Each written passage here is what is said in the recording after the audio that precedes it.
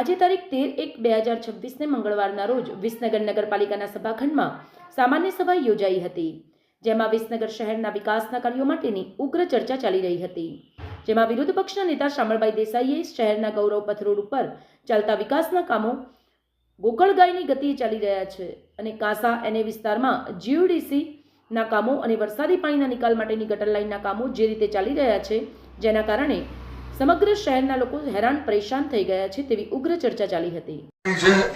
નગરપાલિકાના વિરુદ્ધમાં એ નગરપાલિકાના એના દરવાજા ખુલ્લા છે, હાઈકોર્ટ સુધી દરવાજા ખુલ્લા છે ને એ ભાઈએ જેને અરજી કરી છે બરોબર આ કેબિનના વિરુદ્ધમાં કે આ ઠરાવના વિરુદ્ધમાં, તો એ ભાઈના પાસે 15-10 અરજી આપણને નોટિસો આપી. એ ક્યાં મોટી ઓથોરિટી છે, ગવર્નર છે, સીએમ સાહેબ છે કે શહેરી વિકાસ મંત્રી છે, તો નગરપાલિકાના કોર્પોરેટરોને નોટિસ આપે છે, એને શું સત્તા છે? કોર્પોરેટરના બીવડાવાના ધંધા કર્યા છે. 18-10 આ બોર્ડે ઠરાવ કર્યો, તો અત્યાર સુધી તું મારા જોડે મુહૂર્ત જોડાવતો તો ભાઈ સંજય પટેલ હાઈકોર્ટ સુધી કેમ ઊંધો ના પડી ગયો? તું હાઈકોર્ટમાં સ્ટે લાવી દેવો તો બીજારે એ ભૈયાના ખેતરની અંદર ડીપી રોડ જે નીકળે છે એ ડીપી રોડ ની જગ્યા દબાઈ છે. એટલે આવી નગરપાલિકામાં આપણે બધા વિસનગર શહેરના ચૂંટાયેલા પ્રતિનિધિ છે. રસ્તા ઉપર ચાલતો અરજીબાજ કોક અરજી કરે, વહીવટ એવા અરજીબાજો કરશે નગરપાલિકાનો. તમને દિશાઓ એ બધા લુખાઓ બતાવશે વિસનગર શહેરના અરજી માસ્ટરો કે ભાઈ આ રીત તો તમે ઠરાવ ન કરી શકો. હાઈકોર્ટમાં આરોપી ભાઈ બનાવી દે ને, તું ઊંધો પાડીને આરોપી બનાવવા કે આ ભૂતકાળમાં 25/2/25 નો હાઈકોર્ટ નો ઓર્ડર છે, એમાં આ સંજય પટેલને કલેક્ટરશ્રીને આરસીએમ ને હાઈકોર્ટે હાજર રાખી કાઢી નાખેલા છે. ફરીથી હાઈકોર્ટ જા ભાઈ તું. એક ભૂતકાળના કેસમાં નગરપાલિકાને કોર્પોરેટર ગયા હતા એક બિલ્ડિંગ બાબતે, હાઈકોર્ટે 2 લાખનો દંડ ફટકાર્યો હતો, એમને એડવોકેટ કગરી 50,000 નો દંડ કરાયો હતો.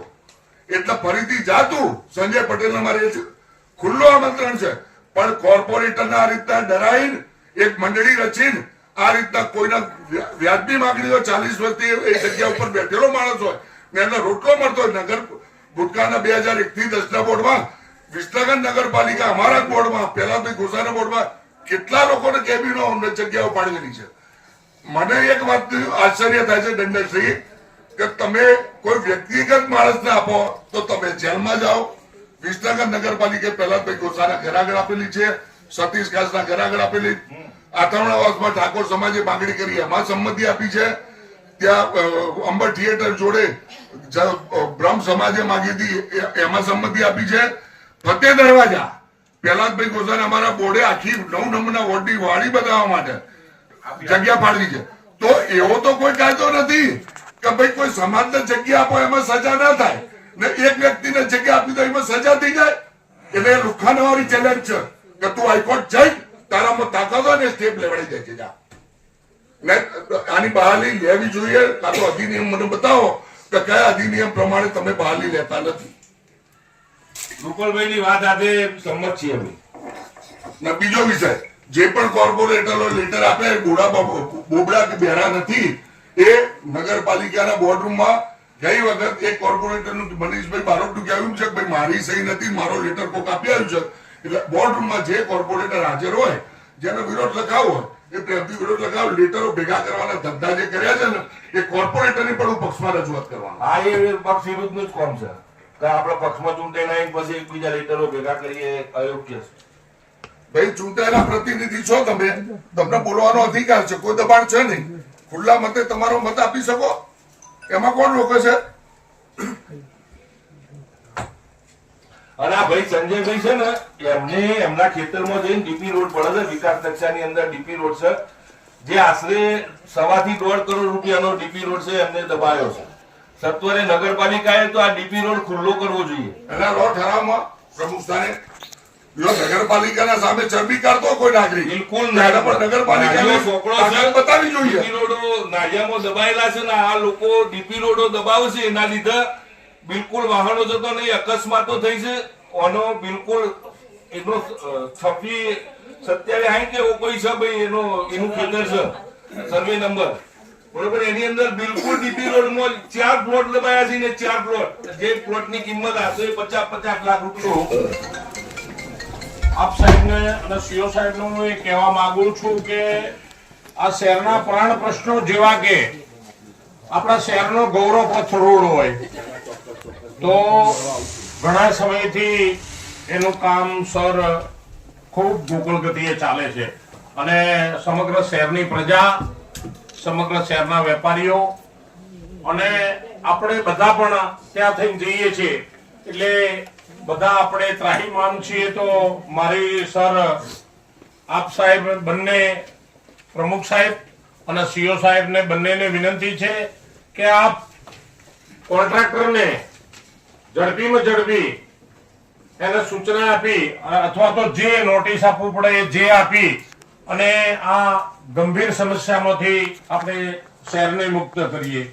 એવું જ મારું બીજું સૂચન એવું છે કે તાજેતરમાં જે આપણામાં કોસાયનો વિસ્તાર જે આપણા વિસનગર શહેર નગરપાલિકા વિસ્તારમાં આવ્યો એ નગરપાલિકા વિસ્તારમાં સર જે જીયુડીસી નું ગટરનું કામકાજ ખૂબ ધીમી ગતિએ ચાલે છે અને એના ખાડા એક મહિના સુધી ખોદી અને સદર જગ્યા પર ખાડા ખોદેલા રાખવામાં આવે છે. તો એ તરફ પણ સર હું આપને ધ્યાન દોરવા માંગુ છું. તાજેતરમાં એક વયસ્ક બેન જે આપણો ખાડો ખોદેલો હતો એ ખાડાની અંદર પડી ગયા અને મહા મુસીબતે એ બેનને કાઢવામાં આવ્યા. તો એ ક્યાંક ને ક્યાંક આપણે સૌએ થોડુંક શર્મિંદા થવું પડે. દંડકશ્રી, તમારે બહાલી ના લેવાને તો લેટરો પાછા આપી દો. ખોટું કામ પસ્તી ભેગી કરો છો. જે તે કોર્પોરેટરો ને લેટર આવેલા છે એ પાછા આપી દો તમે. વિષયને આ બધા કોર્પોરેટરના લેટરો જે તે આવેલા છે સમજો બહુ હાલ ઓન ધ બોર્ડ કોઈ ઘર્ષણનો વિષય લાવવાની જરૂરિયાત નહીં લાગતી. ભાઈ અમે કુસ્તી કરવા નથી આવ્યા, અમે સાચી વાત કહેવા મારો કહેવાનો મતલબ એ વિષયને જેમ છે તો ભાઈ આગળ ચાલો. તો બહારની લેવાની નથી તો કાગળ સ્વીકારવાની ક્યાં જગ્યા રહી? રૂપિયાની થી કેમ રાખો છો? કોના લેટરો આવે એ તો જાહેર કરો. કોના લેટરો આવે? બે નીતિઓ કા રાખો તમે? ભાઈ જે મારો સ્પષ્ટ વિરોધ રાખો. છે, તારાબેનનો વિરોધ છે, ભારતીબેનનો હું એમ નહીં કહેતો બેન, જનરલ નોમ કોનો છે? આપણે કોર્ટ કચેરીમાં પડવા માંગતા નહીં. ભાઈ બીક નહીં લાગતી એવી તમારી કોઈ જાહેર કરો.